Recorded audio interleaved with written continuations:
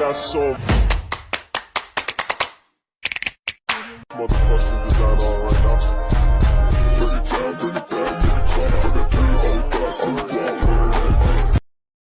Halo Sobat Belajar, pada video kali ini saya akan membawakan materi tentang fotosintesis. Nah, sebelum itu saya akan menjelaskan capaian pembelajaran, tujuan pembelajaran, dan indikator ketercapaian tujuan pembelajaran dari materi fotosintesis ini. Yang pertama, capaian pembelajaran.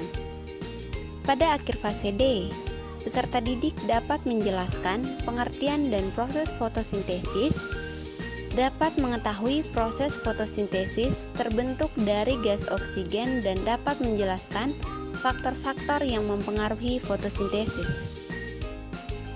Yang kedua, tujuan pembelajaran.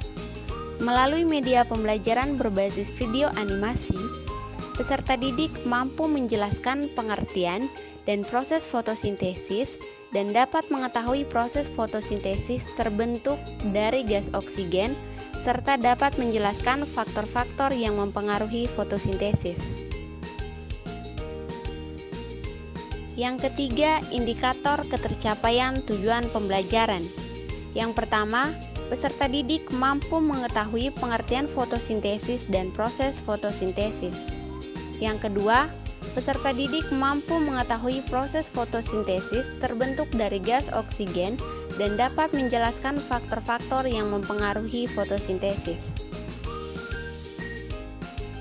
Nah, teman-teman, tahukah kamu apa yang kita hirup setiap saat atau setiap bernapas?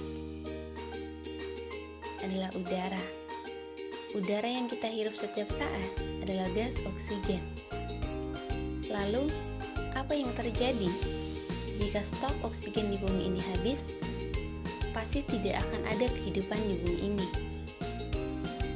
Apakah kalian pernah berpikir dari manakah oksigen dihasilkan? Sehingga persediaan oksigen tidak habis walaupun dihirup oleh miliaran manusia di bumi ini. Lihatlah di sekeliling kalian. Apakah kalian melihat tumbuhan-tumbuhan hijau di sekeliling kalian?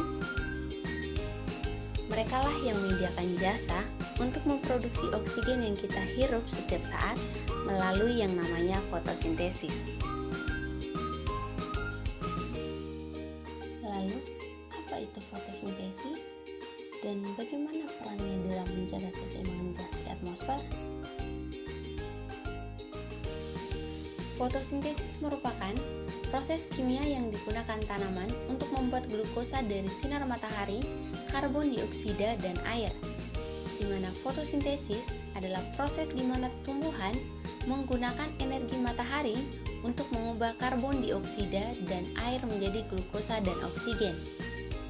Dalam proses ini, tumbuhan menyerap CO2 dari udara dan melepaskan oksigen sebagai produk sampingan. Ini penting karena oksigen yang dihasilkan oleh fotosintesis membantu menjaga keseimbangan gas di atmosfer dengan menyediakan oksigen yang diperlukan untuk respirasi bagi makhluk hidup lainnya. Sementara CO2 yang diserap membantu mengurangi konsentrasi CO2 dalam udara dan membantu menyeimbangkan efek rumah kaca.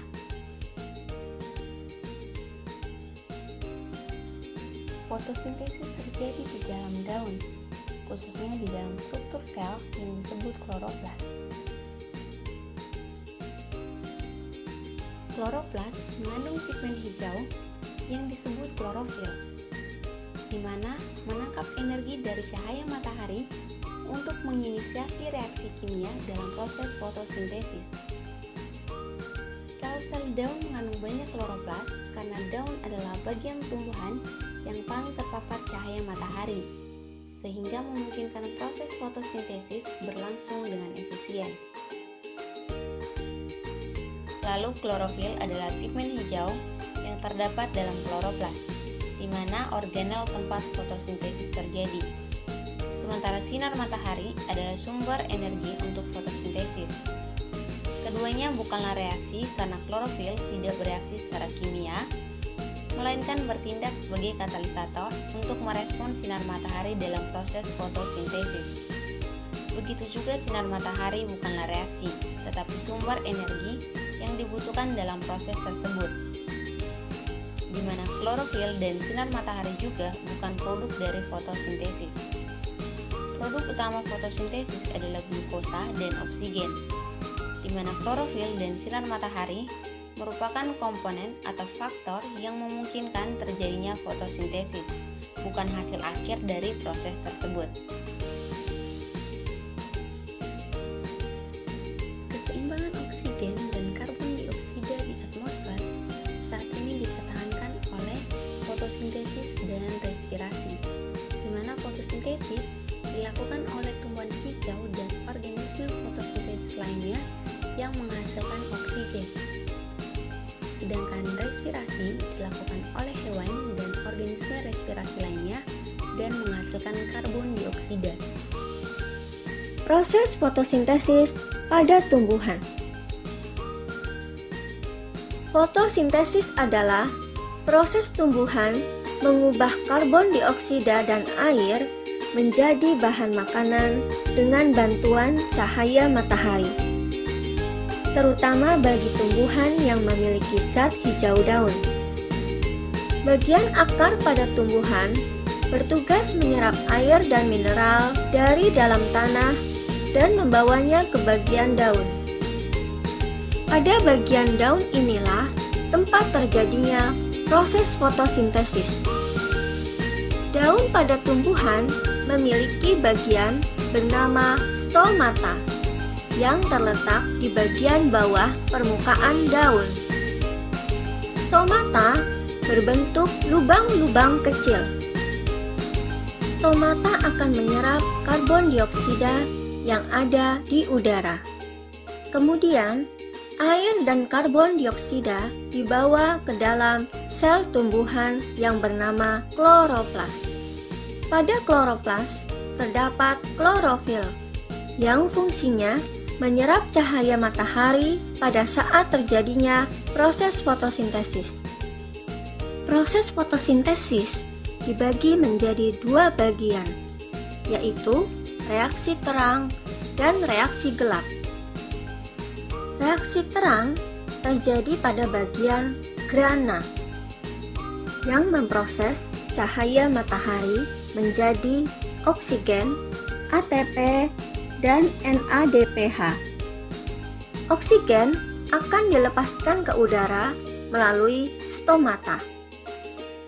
Energi ATP dan NADPH akan digunakan pada saat terjadinya reaksi gelap. Reaksi gelap terjadi di dalam stroma kloroplas. Reaksi ini tidak membutuhkan cahaya matahari. Pada reaksi ini, karbon dioksida diproses menjadi gula yang akan menjadi bahan makanan bagi tumbuhan. Jadi, fotosintesis merupakan proses vital yang mengubah energi matahari menjadi energi kimia yang dapat digunakan oleh organisme hidup. Oleh karena itu, jika tidak ada fotosintesis, tidak akan ada sumber energi yang cukup bagi kehidupan yang di bumi.